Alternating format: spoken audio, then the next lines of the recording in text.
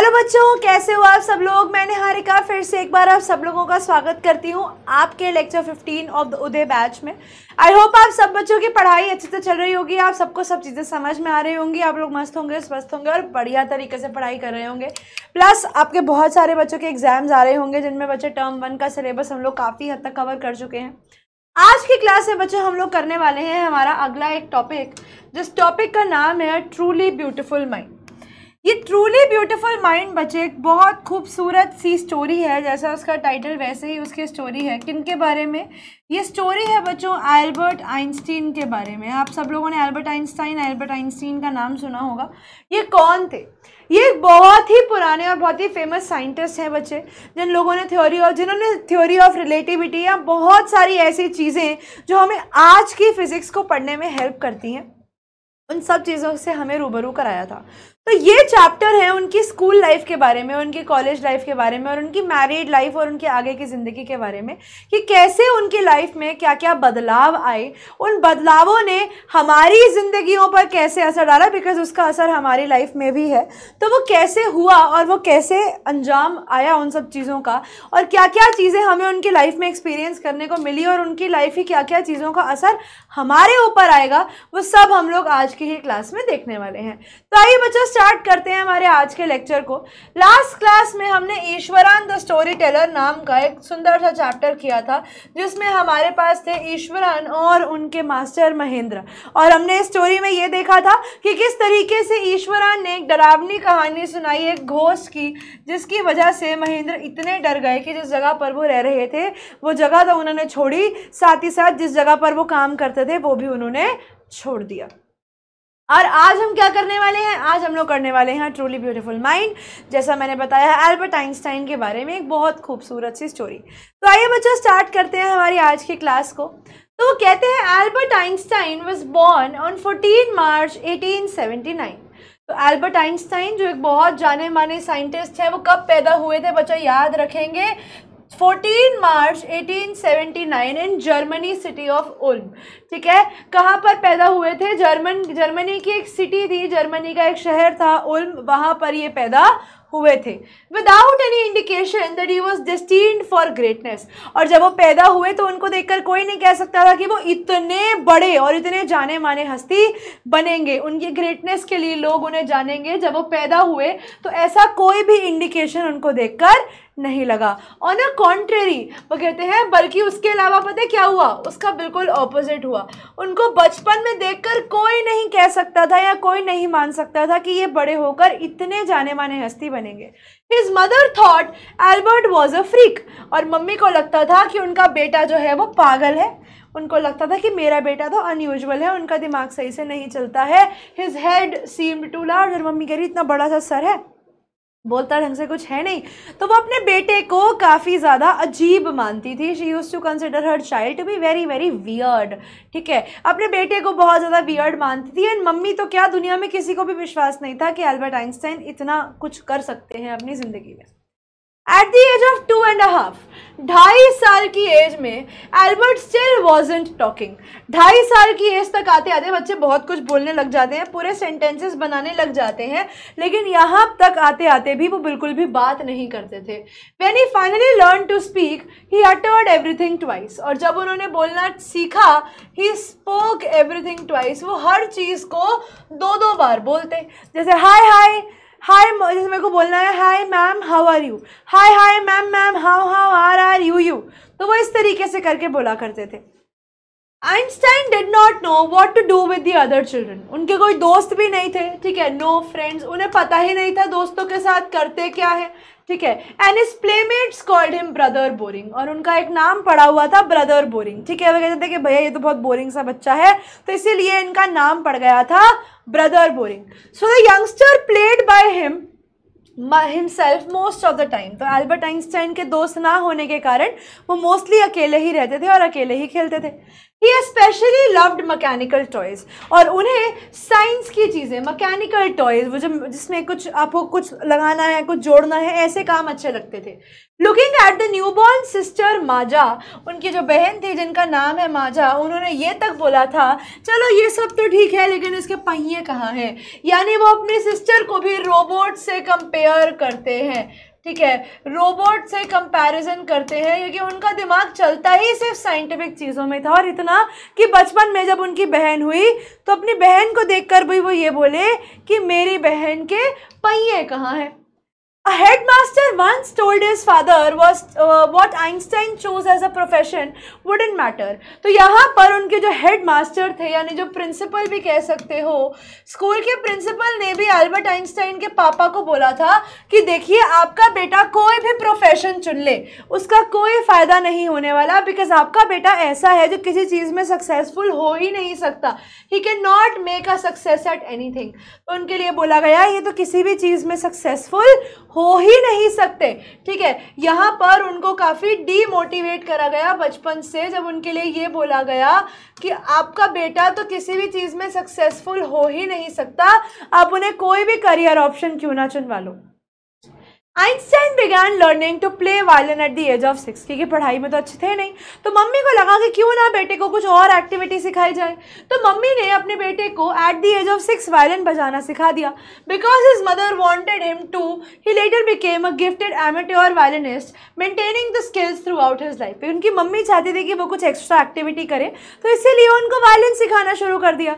अब क्योंकि उनकी मम्मी को पसंद था, अब वो कहते हैं एक साइंटिस्ट होने के साथ साथ वो एक एमेट्योर वायलिनिस्ट भी बने। एमेट्योर कौन होते हैं भैया? ये वो लोग होते हैं जो किसी भी चीज़ को एंजॉयमेंट के लिए या एक प्रोफेशन के तौर पर नहीं, उनका बेनेम पैसा कमाना नहीं है उस चीज़ के लिए, वहाँ पर उनका नाम है एंजॉयमेंट करना। तो उन्होंने उस एंजॉयमेंट के लिए, अपना टाइम पास करने के लिए, अपने टाइम को सही जगह पर यूज़ करने के लिए वायलिन बजाना सीखा था। और वो कहते हैं कि बड़े होकर भी उन्होंने ये स्किल्स अपनी ज़िंदगी में हमेशा रखी और साइंस के साथ साथ उन्हें बहुत ही अच्छा वायलिन बजाना भी आता था। But Einstein was not a bad people. अगर हम कहें कि उनकी स्टूडेंट लाइफ कैसी थी, तो वो एक बुरे स्टूडेंट तो नहीं थे क्योंकि वो मैथ्स में अच्छे नहीं, मैथ्स में भी अच्छे थे, साइंस में भी अच्छे थे। मान लो वो इंग्लिश और बाकी उनके ग्रामर सब्जेक्ट्स में अच्छे नहीं थे, वो एसएससी में अच्छे नहीं थे और किसी भी सब्जेक्ट में अच्छे नहीं थे, लेकिन ऐसा नहीं है कि उनकी मैथ्स खराब थी, उनके मैथ्स और साइंस वाज द बेस्ट। तो हम ये नहीं कह सकते कि वो एक बुरे स्टूडेंट थे। वो म्यूनिक एक जगह है जर्मनी के अंदर, वो वहाँ पर वो अपने स्कूल जाते थे। Where Einstein's family had moved when he was 15 months old. Munich वो जगह है जहाँ पर आइंस्टाइन की फैमिली आई थी जब वो 15 महीनों के थे। एंड वहाँ पर जब वो म्यूनिक के स्कूल में थे तो हर सब्जेक्ट में उनके अच्छे मार्क्स आते थे, लेकिन धीरे धीरे जब स्कूल की किताबें बढ़ने लगी, पढ़ाइयाँ डिफरेंट होने लगी, तब उनकी जो लाइफ थी वो बदलने लगी। Einstein hated the schools regimentation. Einstein जो थे ना, वो स्कूल की रूल्स एंड रेगुलेशन से बहुत ज़्यादा नाखुश थे, ठीक है। उनका मानना यह था कि स्कूल के अंदर ना सिर्फ आपको रट्टू तोता बनाना सिखाया जाता है कि आप रट्टू तोता कैसे बन सकते हो, आप क्रैमिंग कैसे कर सकते हो। पढ़ाना लिखाना इन्फॉर्मेशन देना नहीं सिखाया जाता। स्कूल के रूल्स एंड रेगुलेशन बहुत स्ट्रिक्ट हैं, बहुत ज़्यादा होमवर्क देते हैं।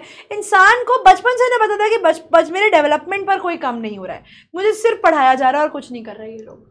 And often clashed with his teachers, और कभी कभी उनकी जो लड़ाई थी वो उनके टीचर्स से भी हो जाया करती थी। एट द एज ऑफ 15 साल की एज में आइंस्टाइन फेल्ट सो स्टिफर्ड, उन्हें इतना कंट्रोल्ड लगने लगा, उन्हें ऐसा लगने लगा कि जैसे ये स्कूल की इन्वायरमेंट ही मेरी ज़िंदगी चला रही है। उन्होंने सोचा कि देखो 15 साल की एज यानी 10th क्लास के आसपास उन्होंने डिसाइड कर लिया कि अब मैं स्कूल में नहीं रहूँगा। इस स्कूल में क्या, मैं तो किसी भी स्कूल में नहीं रहूँगा। उन्होंने ठान लिया कि मुझे स्कूल नहीं जाना है। The previous year, Albert's parent had moved to Milan. उनके पेरेंट जो थे पिछले ही साल कहाँ आए थे? मिलान आए थे। एंड उन्होंने अपने सन को रिलेटिव्स के साथ छोड़ दिया था ताकि म्यूनिक में उनकी पढ़ाई पूरी हो चुके। लेकिन बहुत लंबी डिस्कशन के बाद, लॉन्ग डिस्कशन के बाद वापस से आइंस्टाइन ने बोला कि देखो मुझे यहाँ पर नहीं पढ़ना है, I don't want to study here. अगर आपको मुझे पढ़ाना है तो प्लीज़ आप मुझे कहीं और भेजिए। This is not the place where I can study. Einstein got to wish to continue his education in German speaking Switzerland. वो कहते हैं कि देखो मैं पढ़ाई करना चाहता हूँ लेकिन आप मुझे कहीं और भेजिए। तो आइंस्टाइन को कहाँ भेजा गया? जर्मन स्पीकिंग स्विट्जरलैंड में। उस समय स्विट्जरलैंड के भी 2 हिस्से थे, वहाँ से उन्हें जर्मन बोलने वाले पार्ट में भेजा गया, in a city which was more liberal than Munich. ये वो सिटी थी जो फ्री थी, काफ़ी ज़्यादा रूल्स एंड रेगुलेशंस वहाँ पर इतने स्ट्रिक्ट नहीं थे, तो वहाँ की पढ़ाई जो थी उन्हें वहाँ पर जाकर करनी थी आगे की पढ़ाई। वो कहते हैं कि देखो ये वाला शहर थोड़ा खुले विचारों का है, ओपन माइंडेड है, मैं यहाँ पर जाकर पढ़ाई करना चाहता हूँ, यहाँ के लोग पढ़ाई को थोड़ा और अच्छे से समझाकर मुझे करा सकते हैं। Einstein was highly gifted in mathematics. Einstein की मैथ्स मतलब वेरी ग्रेट इन, बहुत बढ़िया थे किसमें? मैथ्स में, टिप्स में मैथ्स था, एंड इंटरेस्टेड इन फिजिक्स, और साइंस में उनका बहुत ज़्यादा इंटरेस्ट था। तो स्कूल ख़त्म करने के बाद उन्होंने डिसाइड किया कि वो ज्यूरिक नाम की एक जगह की यूनिवर्सिटी में पढ़ेंगे। यूनिवर्सिटी माने कॉलेज, वहाँ जाके उनके कॉलेज में वहाँ पर पढ़ाई करेंगे।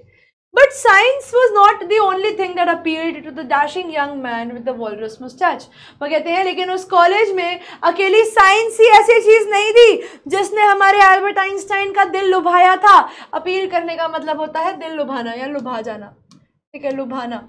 तो वो कहते हैं कि सिर्फ पढ़ाई अकेली ऐसी चीज़ नहीं थी जिसने उनके दिल को लुभाया था, उसके अलावा भी और कुछ था। उनकी थी वॉलरस मुस्टैच। और बेटा वॉलरस मुस्टैच ऐसी मुस्टैच होती है जैसे कि आप ये मूंछ देख पा रहे हैं ना, ये ऐसी सी मूंछ जो होती है इसे वॉलरस मुस्टैच कहते हैं।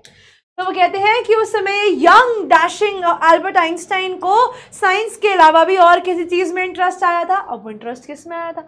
वो इंटरेस्ट आया था उन्हें एक लड़की में, और उस लड़की का क्या नाम था? उस लड़की का नाम था मिलेवा मैरिक। ठीक है, उस लड़की का क्या नाम था? उस लड़की का नाम था मिलेवा मैरिक। अब उन्हें ये लड़की मिलेवा मैरिक पसंद तो आ गई। अब ये मिलेवा मैरिक के साथ करेंगे क्या? ज़िंदगी में क्या होने वाला है इनकी? भैया इनकी ज़िंदगी में आने वाली है उथल पुथल, इनकी ज़िंदगी में आने वाला है जलजला। वो कैसे आएगा देखते हैं। He also felt a special interest in a fellow student। ठीक है, उनके साथ में पढ़ने वाली एक और स्टूडेंट जो थी जिसके ऊपर उनका दिल आ जाता है, उसका नाम था मिलेवा मैरिक। ठीक है, उस लड़की का नाम था मिलेवा मैरिक जो इनको पसंद आ जाती है।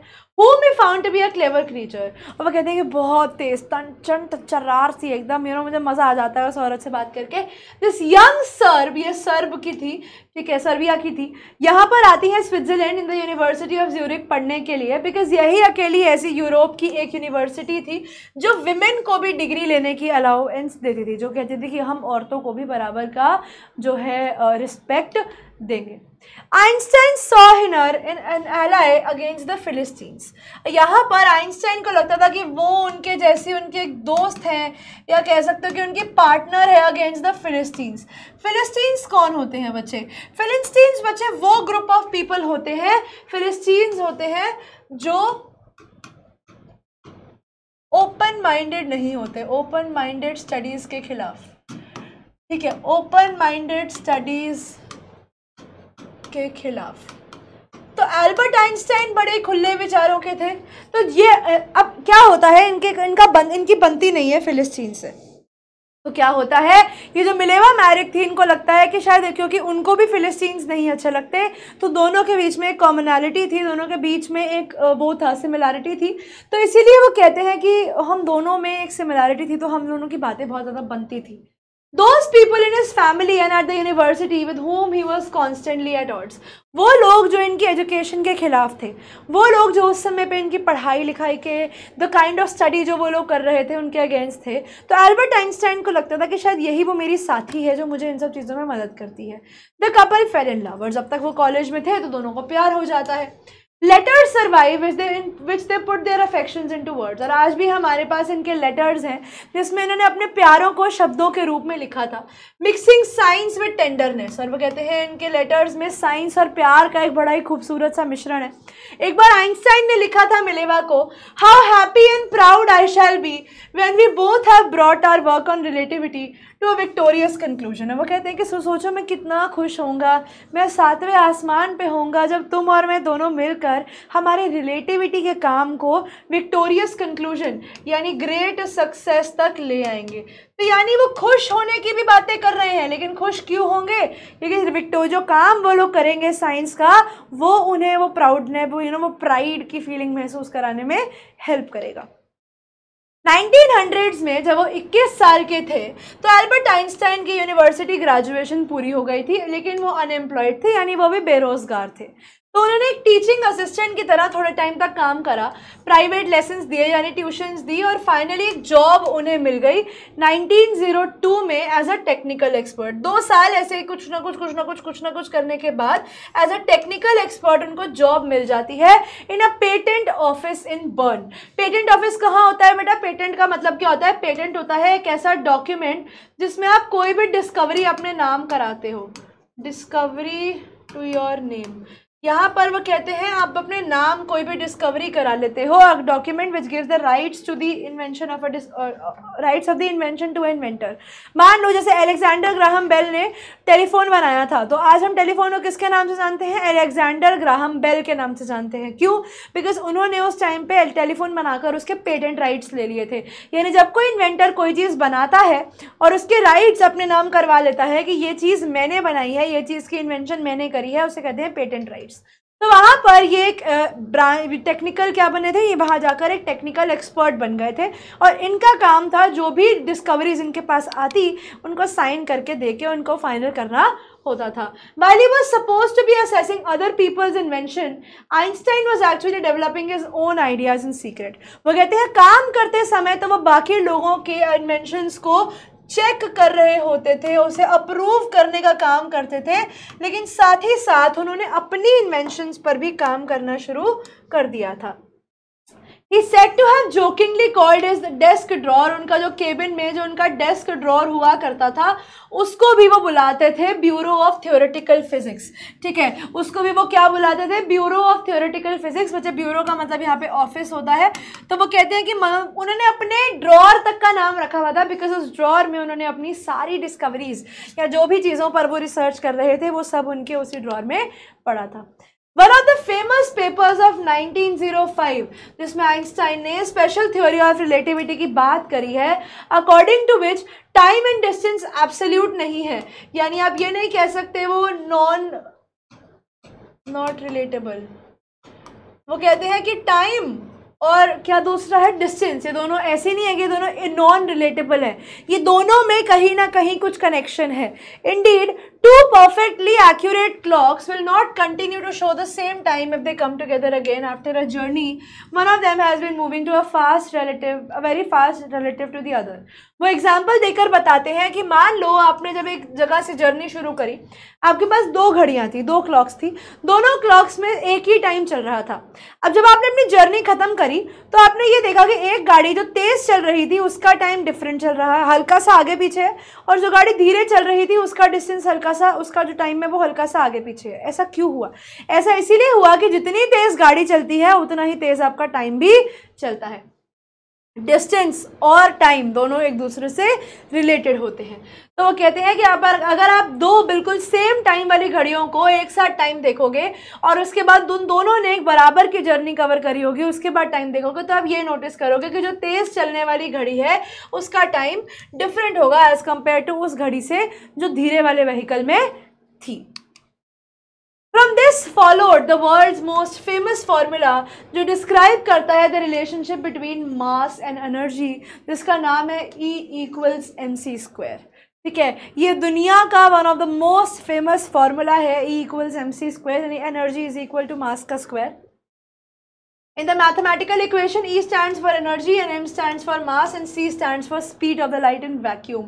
That is about 3 lakh kilometers per second, which is absolutely very very fast. ठीक है, ये आप लोग साइंस में पढ़ सकते हैं। It is more of science and less of English.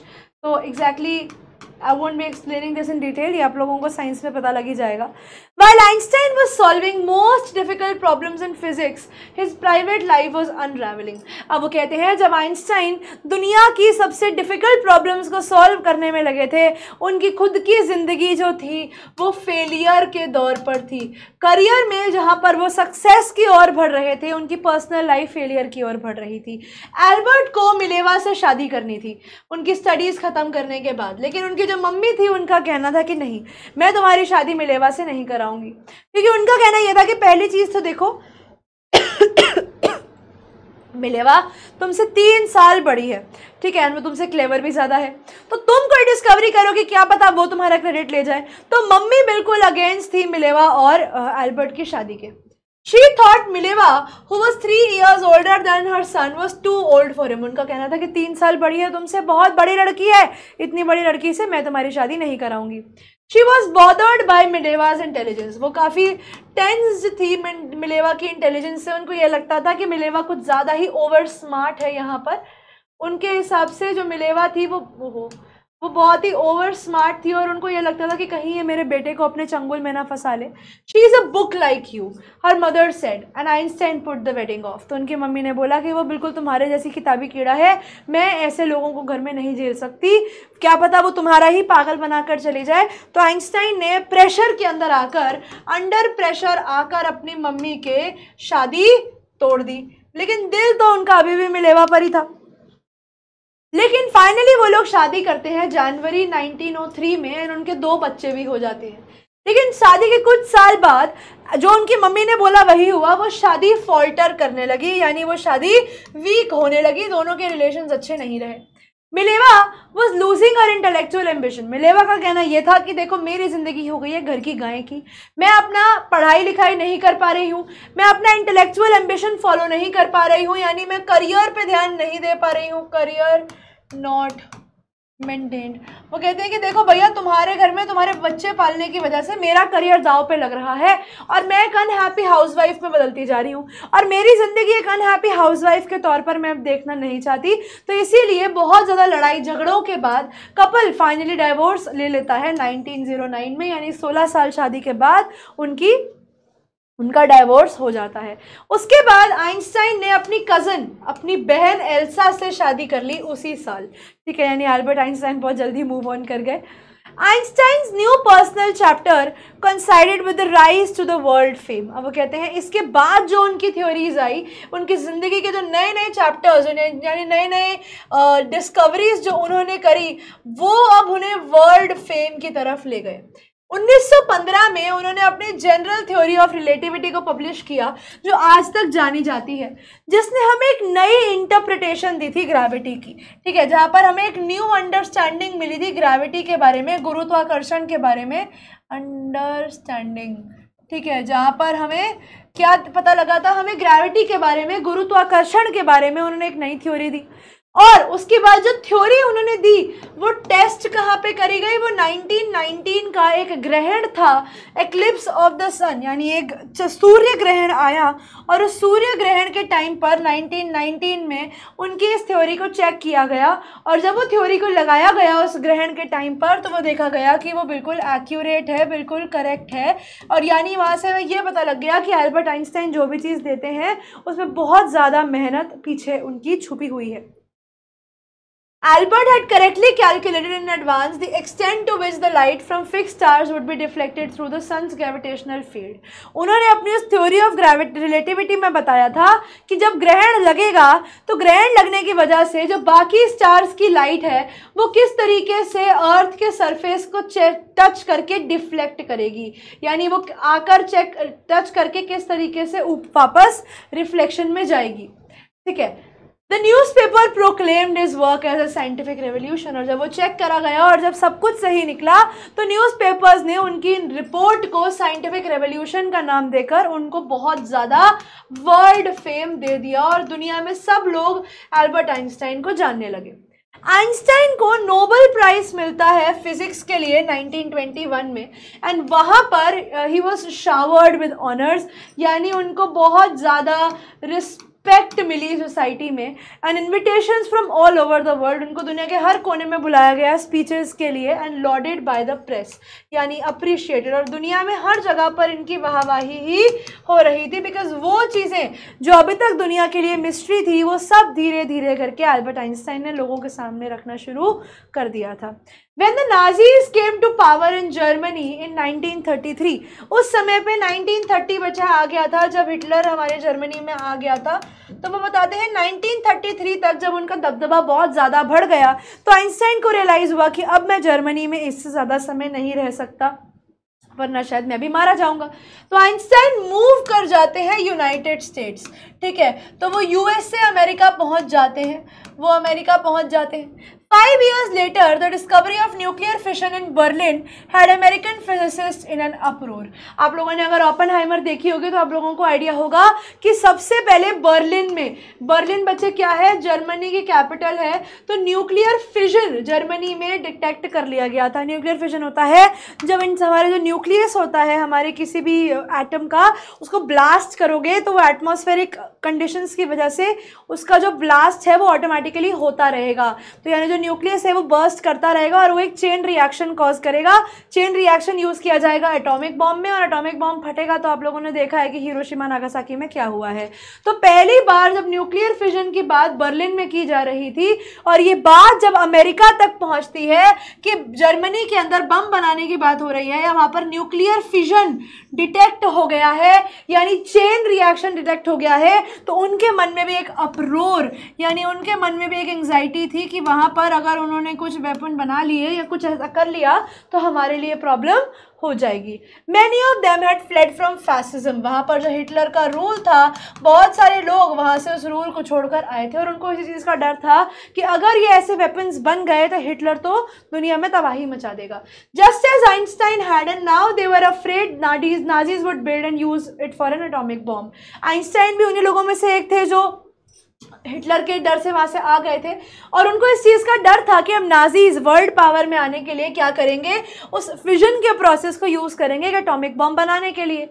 तो यहाँ पर अल्बर्ट आइंस्टाइन ने, ताकि अमेरिका को पता रहे कि दुनिया में ऐसा कुछ भी हो रहा है, at the urging of a colleague, यानी जब अल्बर्ट आइंस्टाइन को उनके किसी कलीग ने यानी साथ में काम करने वाले ने बोला, तो आइंस्टाइन ने अमेरिका के प्रेसिडेंट फ्रैंकलिन डी रूजवेल्ट को एक लेटर लिखा 2 अगस्त 1939 को, बताते हुए कि देखो एक सिंगल बॉम्ब भी अगर एटॉमिक बॉम्ब बना दिया जाता है, अगर एक सिंगल एटॉमिक बॉम्ब भी बना दिया जाएगा तो वो इतनी डैमेज करेगा कि आप ये मान लो कि आपका पूरा पोर्ट, यानी आपका पूरा एक छोटा क्या कह सकते हैं, मतलब ये मान लीजिए कि अगर ये आपका शहर है, मतलब अगर मान लो कि ये आपका शहर है और अगर आपके शहर का इतना हिस्सा पोर्ट है तो ये मान लो कि वो इतना हिस्सा उड़ा सकता है।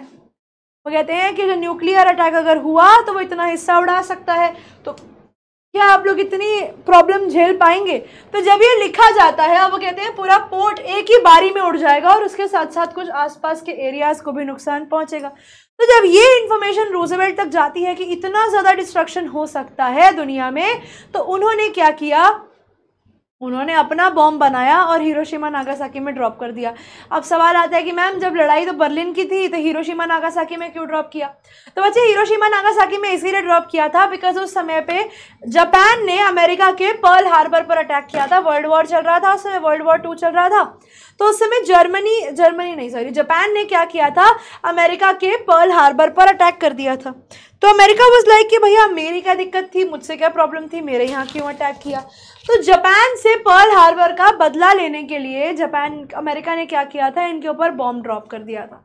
ठीक है, तो वो कहते हैं जब अल्बर्ट आइंस्टाइन के ये शब्द रूजवेल्ट तक पहुंचते हैं तो इनका एक अच्छा तो क्या ही नेगेटिव इफेक्ट हुआ। अमेरिकन्स ने अपना एटॉमिक बॉम्ब बना लिया सीक्रेट में, दुनिया में किसी को बताया भी नहीं, और उसको जापानी cities of Hiroshima and Nagasaki पर गिरा दिया। किसके लिए? रिवेंज के लिए। लेकिन जब ये रिवेंज हो गया तो उसके बाद हमारे जो एल्बर्ट थे उनको ये लगता है कि उन्होंने कुछ गलत कर दिया। वैसे डॉक्टर ओपेनहाइमर जो थे उनको भी बहुत गलत लगता है, उनको भी ये लगता है कि हमने क्यों बॉम्ब बनाया या क्यों हमने इनको इस चीज़ों के बारे में बताया, बिकॉज कहीं ना कहीं वर्ल्ड में जो भी डिस्ट्रक्शन हुई है उन सबका नाम अब हमारे ऊपर आ जाएगा, हमें ब्लेम किया जाएगा। Einstein was deeply shaken by the extent of destruction. जब आइंस्टाइन ने देखा कि मैंने तो सिर्फ वर्ड्स में बताया था, इन्होंने वो बॉम्ब बनाया और ड्रॉप कर दिया, कितनी ज़्यादा डिस्ट्रक्शन उस बॉम्ब की वजह से हुई है, तो उन्होंने एक पब्लिक मिसिव या कह सकते हो कि एक लॉन्ग ऑफिशियल लेटर लिखा, लॉन्ग ऑफिशियल लेटर लिखा किसको? यूनाइटेड नेशन को। यूनाइटेड नेशन क्या है बच्चे? ये एक पीस कीपिंग ऑर्गेनाइजेशन है। इनको लिखा बताते हुए कि देखो दुनिया में आपका काम क्या है, आपका दुनिया में काम है अमन चैन बनाकर रखना।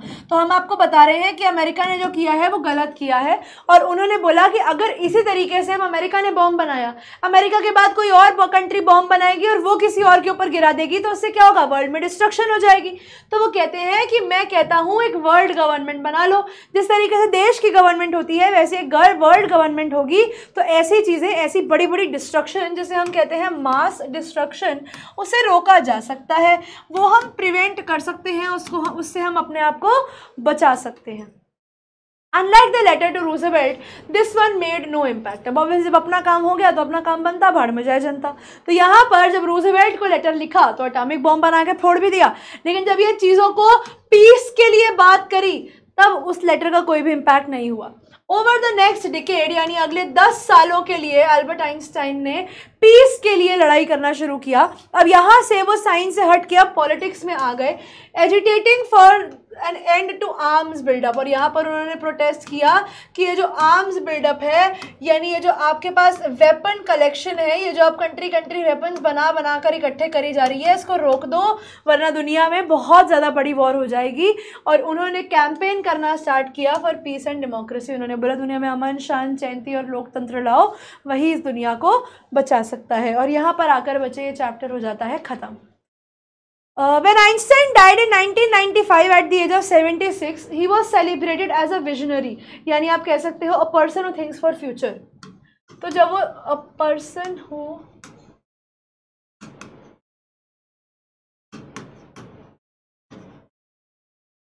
thinks for future and as a world citizen, वो दुनिया के सिटीजन थे, बिकॉज उन्होंने सबके बारे में सोचा था और साथ ही साथ वो एक साइंटिफिक जीनियस तो थे ही। तो यहाँ पर बच्चे आता है पहला सवाल, Albert's work on general theory of relativity was proclaimed by the newspaper as a scientific revolution. ठीक है, उनकी जो डिस्कवरी थी उसे एक साइंटिफिक रेवोल्यूशन का नाम दिया गया था।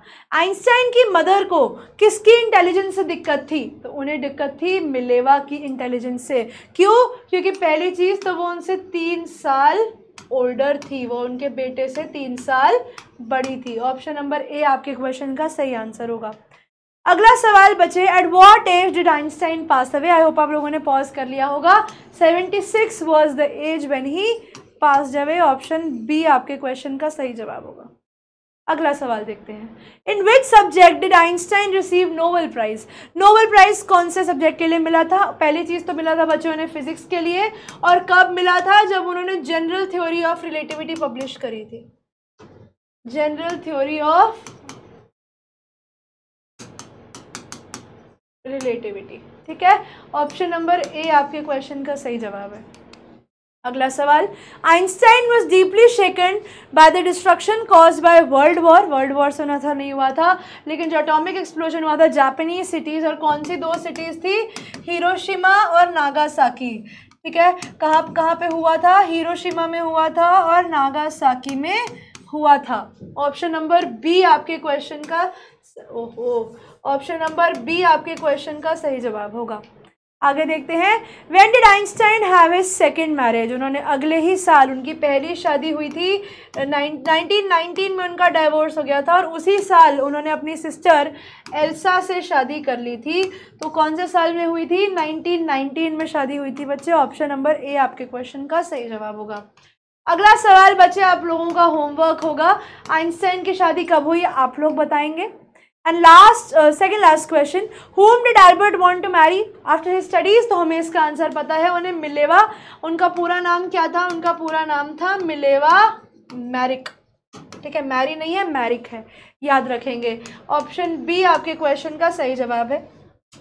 और है हमारे पास सवाल? यस, एक ये सवाल बच्चे आप लोगों की होमवर्क के लिए है, स्पेशल थ्योरी ऑफ रिलेटिविटी कब दी थी?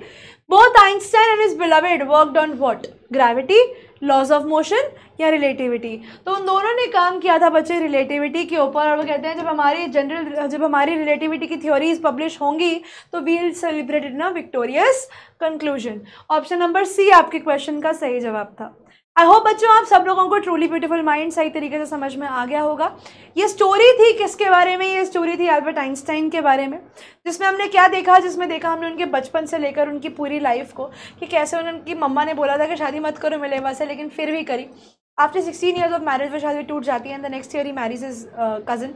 उसके अलावा उन्होंने 2 बहुत फेमस हमें वो दिए हैं, E इक्वल्स टू mc², और दूसरा उन्होंने हमें दिया है जनरल थ्योरी ऑफ रिलेटिविटी। ठीक है, तो जनरल थ्योरी ऑफ रिलेटिविटी भी हमारे पास उन्हीं के द्वारा आई है। उन्होंने ही न्यूक्लियर फिजन के बारे में बताया था। किसको बताया था? रूजवेल्ट को बताया था न्यूक्लियर फिजन के बारे में। और जब उन्हें रिग्रेट होता है इस चीज़ का कि मैंने तो सिर्फ इन्फॉर्मेशन देने के लिए बताया था कि ताकि कुछ गलत ना हो जाए, इन्होंने तो मेरी ही बात का मिसयूज़ कर दिया, तो उसके बाद वो वर्ल्ड के लिए वर्ल्ड सिटीज़न के रूप में जाने गए जब उन्होंने एट द एज ऑफ 76 तक भला किया लोगों का और फाइट करा वर्ल्ड पीस और डेमोक्रेसी के लिए। अब यहाँ पर आकर बच्चे हमारा चैप्टर हो जाता है ओवर। आई होप आप सब बच्चों को सब कुछ समझ में आया होगा। अगर किसी बच्चे को कोई भी डाउट है तो प्लीज़ आप मुझसे पूछ सकते हैं। इस चैप्टर का बच्चे DPP ज़रूर लगा लीजिएगा। मैं अब आप लोगों को मिलूंगी आप लोगों की नेक्स्ट क्लास में। तब तक के लिए बच्चों पढ़ते रहिए, आगे बढ़ते रहिए, इसी तरीके से अपना नाम भी रोशन करते रहिए और हमारा नाम भी रोशन करते रहिए। चलिए बच्चों, मैं अब आपको मिलती हूँ नेक्स्ट क्लास में। तब तक के लिए all the very best. Bye bye everyone.